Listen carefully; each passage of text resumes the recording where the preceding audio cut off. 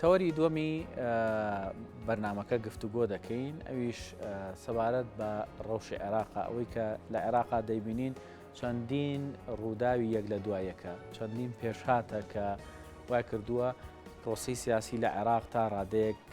بە هێواشی بە سستی و لە هەندێک کاتە چەقبەستویش بەخۆ ببینێ بەڵام ئێستا بەو بڕیارەی پێشتر داوا دەکرا کە پەرلەمانی عێراق هەڵبۆشێنێتەوە ئێستا دادگای فدرالی بڕیاری داوە کە ئەو بابەتە بڵێن پەیوەست نییە بەوە کە بڕیاری لەسەر بدا بۆیە بەردەوامی بە کارەکانی پەرلەمان بدرێت لەگەڵ ئەوەشە بۆچی دۆخی عێراق بەم ئاستە گەیشتووە بۆچی گەیشتوتە ئێستا ئەم چەقبەستوی ئێستا و لایەنە سیاسەکانیش بۆچی ناگەنە جۆرێک لە ڕێکەوتن سەبارەت بە داهاتووی پرۆسی سیاسی عێراق چونکە وەکو بینیتان لە ماوەی ڕابردووە ئەم جۆرە لە بڵێن شڵەژانی سیاسی لە عێراقا بۆ هۆی ئەوەی کە شێوی ئاڵۆزی ناشۆت ڕوبەڕوونەوەی چەکداری دروست بوو بەداخەوە ئەم بابەتە تاوتێ دەکەین لەگەڵ بەڕێز محەممەد شێخ عوسمان کە بەڕێزیان ڕۆژنامەنووس و چاودێری سیاسین و ڕاستەخۆ لەگەڵمان دەستێدەوە ئامادەن کاک محەممەد بەخێر بێی بەیانیت باش زۆر سپاس بەهنی باش بەخێر بێخۆ سەرەتا بە من لەو بابەتەوە دەست پێ بکەم کە بزانین ئەم بڕیاری ئێستای دادگای باڵای فدرالی عێراق کە ئەڵێ ئیتر ئەوەی کە هەڵۆشانەوەی پەرلەمان بێ لە دەسەڵاتی ئەوان یعنی گەڕانێتەوە بۆ پەرلەمان جارێکی تر ئەمە ئاماژەیەکە بۆ دەستپێکردنەوەی کۆبوونەوەکانی پەرلەمان سڵاو لە بەڕێستان و سڵاو لە سەرجەم بینەرانی کورساتی ئازیز بێگومان یەکێک لە دیاریدەجوانەکانی دیموکراسێتی عێراقی ئەم بوونی ئەم دادگای ئیتیحادیەیە لەوەش جوانتر ئەوەیە کە هەموو لایەنەکان سەرڕای ناکۆکانیان هانا دەبنە بەر ئەو دادگایە و بڕیارەکانیان پێ قوبوڵە ئەم بڕیاری کە دوێنێ دادگا پێشتریش دەزانرا کە ئەمە لە دەسەڵاتی دادگایە نەبوو بەڵام هەندێک لایەن ئەم پرسە دەوروژێنن بۆ بە سیاستکردن یاخۆت بۆ درێژەدان بەم چەقبەستویە ئەم بڕیاری کە دوێنێ دادگا بڕیاری لێدا دەرگای کردوتەوە نەک تەنها بۆ کۆبنەوەی پەرلەمان بەڵکو بۆ سەرجەم لایەنە سیاسەکان کە بە تەواوی کۆبنەوەکانیان چڕکەنەوە کە بیرۆکەی مامجێلال تەنازولکردن لە بەشی خۆیان بەکاربێنن بۆ بەرژەوەندی گشتی ئەمە بڕیارێکە کە پێویستە بە هەڵبژاردن یاخود بە هەڵۆشانەوەی پەرلەمان یاخود بە بەستنەوەی پەرلەمان دەیخاتە بەردەم هێزە سیاسەکان دەتوانن لە نێوان خۆیانە لەسەر پرۆسەیەک ڕێکەون کە ئایا ئەم پەرلەمانە دەست بە کارەکانی کاتەوە و سەرۆکۆمار و سەرۆکی ئەنجومنی وزیران و حکوومەت پێک بێنێت یاخود خۆی هەڵۆشێنێتەوە ئەمەش هەمووی وابەستە نەک بە بڕیاری دادگاوە وابەستە بە ڕێکەوتنی نێوان لایەنە سیاسیەکان کە هەر ئاکامێکی لێ بکەوێتەوە ئەبێ پەرچەکردداری هەیە بۆ نمونە پێشتر خەڵکێکی زۆر لە شقامەکانە شەهید بوون و داوای هەڵۆشانەی پەرلەمانیان کرد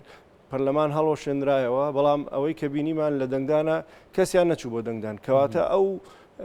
کۆمەڵی کە لە خۆپشاندانیانە کرد و کە لەگەڵ هەڵۆشانەوەی پەرلەمان و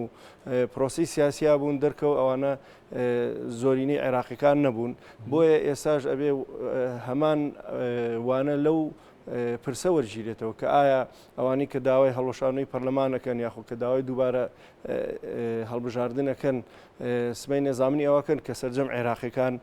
بەشدار بن چکە هەتا ژمارەی زۆری عێراقی بەشدار بێت گۆڕانکاری لە پرس و پارسایی هێزەکان دەکرێت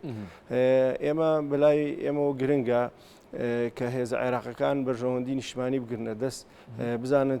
پێشەوەی بچنە هەڵۆشانەی پەرلەمان یاخۆت پێشەوەی بچنە بڕیاری بەستنی پەرلەمان ئەبێ ڕێکەوتنێکی سیاسی هەبێت کە ئاراستەی پرۆسی سیاسی دیاریکات ئایا ئەمە بە هەڵۆشانەی پەرلەمان سەردەگرێت یاخود بە بەردەوامی پرۆسەکە باشە ئەو تێڕوانینی کە پێشتر هەبوو بۆ پێکهێنانی حکوومەتێکی بڵێن ئەوەی کە نامدرابوو لە بینی دووکانە نیشتیمانی یاخود زۆرینەی نیشتیمانی ئەمە تر ئێستا ینی دوای ئەوەی کە ئەم ڕێکارانە ئەگیرێتە بە دوای ئەوەی کە بڵێن لایەنە سیاسیەکان ئەگەنا و قەناعەتەی کە تەنها چارەسەریان گفتوگۆکردنە ئەمە ئیتر ئەگەری جێبەجێکردنی ماوە خۆی پرۆسی سیاسی عێراق یەکسەر لە دوای ڕوخانی ڕژێمی عێراقیەوە دروست نەبووە پرۆسی سیاسی عێراق ئەنجامی زیاد لە 15 ساڵی کۆبوونەوە و بڕیار و تاوتێکردنی لایەنەکانی ئۆپۆزیسیۆنی عێراقیە بە هەموو پێکاتەکانەوە ئێمە باشترە بۆی بزانین ئەمەی ئەمڕۆ دەگوزارێت بگەڕێنەوە پاشخانەی ئەم پرۆسە سیاسیە ئێمە حکومی عێراقیمان بینی کە حکومێکی زۆری نەبوو مەبەسم لە زۆنیانی تاکڕەوانە ئیمانی بە بەشداریکردنی لایەنەکانی تر نەبوو بۆیە لەکوێ شیعە هەبووە دەیچەوسانەوە لەکوێ کورد هەبووە بە جینۆساید و بەڕاگواستن دەیچەوسانەوە تەنانەت سونیەکانیشی بە چەندین شەڕی ملهوری لەناو بردبوو ئەم ڕژێمە هیچ حسابێکی بۆ هیچ لایەنێکی سیاسی ناکرد بەڵام ئۆپۆزیسیۆنی عێراقی کە بڕیاری ئەوەی هەیە کە ئەم ڕژێمە بڕوخێ بە دوای بەدیل دەگەڕا ئەبێ بەدیلێک بێت لەگەڵ تەبیعەتی عێراقدا بگونجێت تەبیعەتی عێراق وڵاتێکی زۆر سەختە بۆ نمونە چەندین پێکهاتەی تایە کورد و عەرەب و لە نێوان عەرەبا سوننە و شیعە و هەروەها پێکهاتەی تورکمان و کورد و ئاشووری و مەسەبەکانی تری تێدایە ئەم پێکهاتەیە ئەم سیاسەتمەدارانی کوردی و عێراقی سەردەمی ئۆپۆزیسیۆن و بەڕابەتی بەشداریکردنی خودی سەرۆک مامجەلال کە ڕەهەندێکی سیاسی بەهێزیە بۆ پرسی عێراق هەر ئەو کاتەش کات خۆی بە ئەمریکانی وتبوو کە ڕوخانی ڕژێم زۆر ئاسانە بەڵام حکومکردنی عێراق زۆر سەختە ئەمان لەو کاتەیە پیان وا بوو کە عێراق پێکهاتی عێراقوا دەخوازێت کە شەراکەتێک هەبێت لە نێوان پێکهاتەکانە ئەم شەراکەتە ئەبێ زامن لە حکوومەتە ڕنگدانەی هەبێت لە مؤسساتی دەوڵەتە ڕنگدانەی هەبێت لە نووسینەوەی دەستورە ڕنگدانەوەی هەبێ ئەمە بە هەمووی بەکۆی پرۆسەکە نایان نا پرۆسەیەکی تەوافقی و شەراکەت ئەم پرۆسە تەوافقی شتێکی غەریب نەبوو تاک بڵێ ئەمان دانهێناوە لە جیهاندا هەیە چەندین توێژینەوە چەندین کتێب هەیە کە ئەڵێ باشترین پرۆسە بۆ بەڕێوەبردننی وڵاتێکی هەمە پێکهاتە و هەمە ڕنگ باشترین پرۆسەی تەوافقیە بە تایبەتی بۆ وڵاتێک کە خەیرانی متمانە هەبێت لە نێوان پێکاتەکانیدا خەیرانێک هەیە کە ئەم قەیرانی متمانەی وای کردووە کە هیچ ئۆپۆزیسیۆنێکی دروست یاخود تەندروست لەم وڵاتەیە دروست نابێ بۆیە لە دوای 2023ەوە پرۆسەکە توانیان ئەگەر ئێمە ببینین لە بڕیاری کۆنگرەی لەندەن لە ئۆپۆزیسیۆنی عێراقی لە کۆتایی ساڵی 2002دا کە بەسییان کە دەیانزانی ڕژێم دەڕوخێت ئەوان هەمان جەختیان کردوێتەوە کە پرۆسەی قەراردان لە خاڵی پێنجاڵێ قەرار بڕیاردان لە عێراقدا بێ بڕیارێکی هاوبەش بێت واتە پێکەوەی بێت ئەم پرۆسەیە لە دەستورشە جێیان گرتەوە بۆ ینی من حەزەکەم لە زیاترەوە قسە بکەین بۆ نمونە لە پرسی دەستورە ئەم دەستورە چ متمانەیەکی چۆن توانی متمانەی شیعە و سونە و کورد بەدەستبێنێ کاتێک لەبەرەوەی قەیرانی متمانە هەبوو هەستان ئەو خاڵیان تێکرد کە ئەگەر سێ پارێزگار ڕەتی کاتەوە ئەو دەستورە ڕەت دەکرێت باش ئێستا باشترین لە باشترین حاڵەتە هەموو ینی هەتا تەنانەک سەرۆ پاڤڵ جەلات تاڵەبانی و لایەنەکانی تر و پێکاتەکانی تری عێراقیش تەئکید لەسەرەوەکەنەوە کە دوای ئەمەی کە ئەم پشێ و ئالۆزیەش دروست بوو و تەنانەت ڕوبەڕووبنەوەی چەکداریشی تێکەوە بەداخەوە تەئکید لەسەرەوەکەنەوە کە یعنی تاکە چارەسەر ئەوەیە کە تۆ بگەڕیتەوە بۆ بنەماکانی دەستور ینی گەڕانەوە بۆ بنەماکانی دەستور واتە ئەتیماد خستن یاخود پاڵپشتیکردن و پشتبەستن بە پەرلەمانی عێراق بۆی کە پرسەکانی یەکلا بکاتەوە پێ وایە ئیتر ئەم قەناعەتەش دروست بووە لەلایەن ئەوانەی تریشکە لە بەرامبەرە پێیان وایە کە ئیلا ئەبێت پرسەکە بە شەقام یاخود بە ڕێگایکی تر خۆی کێشەکە لەوەیە ئەبێ بزانێت کە دەستور شوناسی عێراقی دیاری کردووە ئەم دەستورە هەڕەمەکی نەنووساوە دەستەری وڵاتی تر بێنێ و داینێ یاخود ئەمریکا بیسەپێنێت ئەم دەستورە زادەی بیرۆکەی باوکی ڕۆحی ئەو سیاسەتمەدارە قاڵبوانەی بواری سیاست بوون لە عێراقدا کە شوناسی عێراقیان بەم شێوە بینی کە ئەبێ بەم تەوافق و بەم شەراکەت و بەم شێوازە بەردەوامە بێت ئەمە وەکو ڕێچکەیەکی سیاسیە وەکو خوارزمیە لە پرسی سیاسە پرسێکی خوارزمی هەیە ئەڵێ ئەگەر لەم پرسیە بەردەوام بیت لە تەوافق و شەراکەت و گفتوگۆی نیشتیمانی ئەم پرۆسەیە بە ئاسایی بەردەوامە بێت بەرەو سەقامگیری دەڕات بەرەو ئاشتایی دەچێت بەڵام هەر لادانێک لەو پرەنسیبە ئەمە لێ دەکێتەوە ئەمەی ئێستا ڕوودەدات لە سەردەمی مالکیشا ڕوویدات ئەمەی ئێستا تیاری سەدری داوای دەکات کە باسی ئەغلبی سیاسی ئەکات ئیتحاد زۆرینی سیاسی و باسی بەخراپە باسی دەستورەکە هەمان ڕێچکە مالیکیش گرتی کاتێک کە دەسەڵاتی ڕەهای هەبوو تووشی غرورێک بوو هەستاوتی ئێمە پێویستمان عێراق تەنها بە زۆرینە ئەڕوا لەبەرەوەی تەوافق ڕێگایەگرە وایە پرسی بە کورد بکرایە پرسی بە سونە بکردایە هەستاوتی ئەبێ پێویستی بە ئەغلبی سیاسی هەیە هەروەها پێویستی بە گۆڕانکاری لە دەستورا هەیە بۆی بە مەزاجی خۆی بێ ئەویش لەو هەوڵەیە فەشەلی هێنا و هەمووشمان بینی ئاکامەکەی چۆن بوو ئەمەی عێراقدا ڕوئەیە دەرچوونە هەموو حکوومەتەکانی عێراق کە دروست بووە لەسەر بنەمای تەوافق دروست بووە بەڵام تەنانەت بەرنامەی حکومی کە لەلایەن حکومە سەرۆکی ئەنجومەنی وزیرانەوە کە ڕاست پێراوە بڕای لێدراوە بە تەوافق نووسراوەتەوە بەڵام یەکەم ئیش کە سەرجەم سەرۆک ئەنجومەنی وەزیرە ئیتیحادیەکان کردویانە خۆدزینەوە بۆ لە پرەنسیبی تەوافق هەموو خۆدزینەوەکەش دەرچوونە لەو ڕێچکەی کە دەستور بۆ شوناسی عێراق دایناوە ئێواتە تەوافقەوە بەشێکە لە شوناسی سەرەکی عێراق هەر حیزبێک زۆرینە ئەهێنێ کەس ناتوانێت بێت لە خۆیەوە بە زۆرینەیەکی سیاسی ئەم پرسە لەبار بێت باشە کاکم هەمووشتێکی تر هەیە کە هەر پەیوەست بە ئەو بڕیارانەی دادگای فدرالی ینی لە بەرامبەر ئەم بابەتەی کە ینی ئەڵێ ناتوانین ئێمە پەرلەمان هەڵبۆشێنینەوە بابەتێکی تریش هەر هاوکات لەگەڵ ئەوە پێشکەشی دادگای فدرالی کراوە بۆ گەڕانەوەی ئەندامانی سەدر بۆ نێو پەرلەمانی عێراق ئەمان پێ وایە جۆرێک لە پاشەکشەیە ینیا جۆرێک لە پەشیمانبوونەوەیە بۆ گەڕانەوە بۆ ڕێچکە دەستوری و یاساییەکە ینی ئەوە تێگەیشتون کە ئەوەی تریان ڕێگەکەی تریان ڕێگە ڕاستەکە نیە خۆی ئەوێ بەراوردێک ئێمە دروستکەین ئەم هەلەی کە ئێسا بۆ چوارچەوەی هەماهەنگی دروست بووە کە زۆرینەی پەرلەمانی هەیە ئەتوانێت لە ماوەی شەو ڕۆژێکا پەرلەمان ببەسرێت و سەرۆکاتەکە هەڵبژێرێت ئەڵێن 180 ئیمزاشکۆ کراوەتەوە لەو بەڵێ ئەتوانێت ئینکە بەڵام هەماهەنگی چوارچەوەی هەماهەنگی گەیشتەوە قەناعەتی کە ئەبێ بە تەوافق و بە شەراکەت ئەم کارگەن ناکرێت هیچ لایەنێ لە دەروی ئەم پرۆسەیە بێ بە پێچوانەوە تەحالوفی سیانێکەکەی کە سەدر و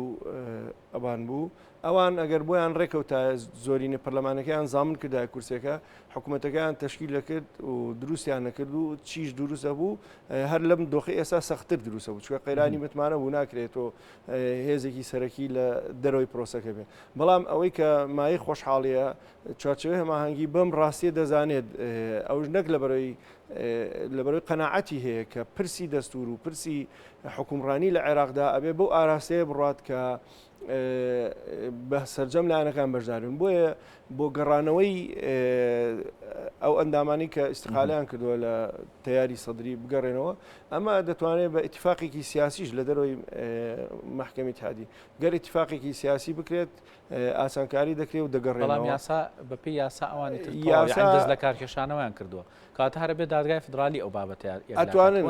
دادگای فدرالی ئەتوانێت لەگەڵ ڕێکەوتنی سیاسیە ئەو کارانە دەکرێت بەڵام دوو جۆر بژاردە هەیە یاخۆت ئەمە بە ڕێکەوتنێکی سیاسی ئەمان بگەڕێنەوە یاخۆت چەند مبادرەیەکی هەلبوسی هەیە کە باسی هەڵبژانەوەی پەرلەمان دەکات و ئەم حکوومەتە بێتەوە بە حکوومەتێکی کاتی کاربڕێکەر بەرەو هەڵبژاردن ینی تیاری سەدری لە دووڕیاندا چوارچەوەی هەمانجی ئەمە هەلبوسی ڕەت کردوێتەوە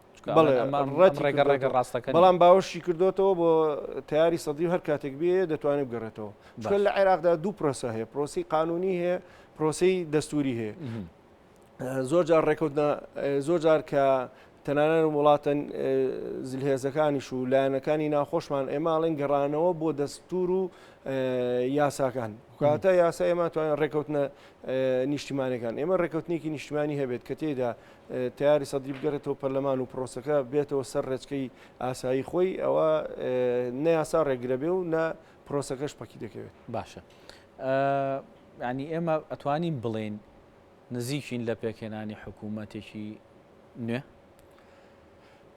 ئەوەی کە ئەیبینین پرۆسەی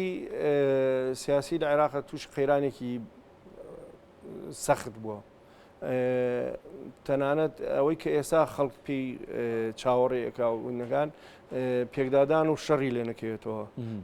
پێکهێنانی حکوومەت و کاتەکەی بەلای خەڵکەوە کێشە نەماوە بەلای ناوەندە سیاسەکانەوە ناوەندە جیانەکانەوە زۆر نەبۆتە ئەولەویەت بەڵام ئەم قەناعەتە خەریکە لای لایەنە سیاسەکان سەردەگرێت ئێمە دەبینی یەکێتی نیشتمانی کوردستان هەر لە یەکەم ڕۆژەوە ینی بەڕابەتی سەرۆکی یەکێتی نیشتمانی کاک باڵ هەمیشە هەوڵەکەی بۆ لایەنەکان لەو چارچەیە ئەڵێ ئێمە دەبێت بگەڕێنەوە بۆ دەستور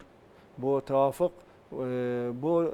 گفتوگۆیەکی نیشتیمانی کە هەمومان تێدا ڕێکەین لەسەر پرسێک عێراق ڕازێن عێراق وڵاتێکی زۆر دەوڵەمەنە لەم کاتی قەیرانە سەختەدا مرتبەی سیەمین وڵاتە لە زۆرینەی ئاڵتون چوارەمە لە ئاستی عەرەبیە لە احتیاتی ئاڵتونە کە 130 تەنە بۆ نمونە بودجەی احتیاتیشی ئێستادا 90 میلیارد دلار بودجێ احتیاتی هەیە کە ئەگەر ئەم هەر حکوومەتێک دروست بێت دەتوانێت پرۆسەیەکی حکومڕانی و تەندروست و ئاوەدانی بکاتەوە کە ڕنگدانەوە هەبێت لەسەر ژیان و گوزەرانی هاوڵاتیان واتە دروستبوونی حکوومەت لە ئێستادا کێشە نیە دروستبوونی متمانە و گەڕانەوەی متمانە و گەڕانەوەی قەناعەت بۆ ئەو لایەنانە کە پیان وابوو کە تاکڕەوانە حکومڕانی عێراق بکرێت بۆ لایەن پیان وابوو کە گۆڕینی سیستەمی سیاسی لە عێراقدا بکرێت ئەمە دوێنێ بینیمان ئەمریکا بە ڕسمی بە سەرجەم لایەنەکانی وتی پرۆسی سیاسی و سیستەمی سیاسی عێراقی لەلایەن کۆمەلگای نێودەوڵەتیەوە پشتیوانی لێکراوە و ناگۆڕێ ئێمە چکە بە دەستورێک چارچێوەی بۆ دانراوە ئەو هەوڵانەی کە بۆ گۆڕینە مەبەستیان لە باشتر نییە بەڵکو لە مەزاجێتێکە و هۆکارێکی تاکڕەوی لە پشتە ئەو تاکڕەوانە هەمیشە دەبێتە هۆی قەیران و ماڵوێرانی بۆ عێراق باشە با دوا پرسیارمەوە بێ کاک محەموو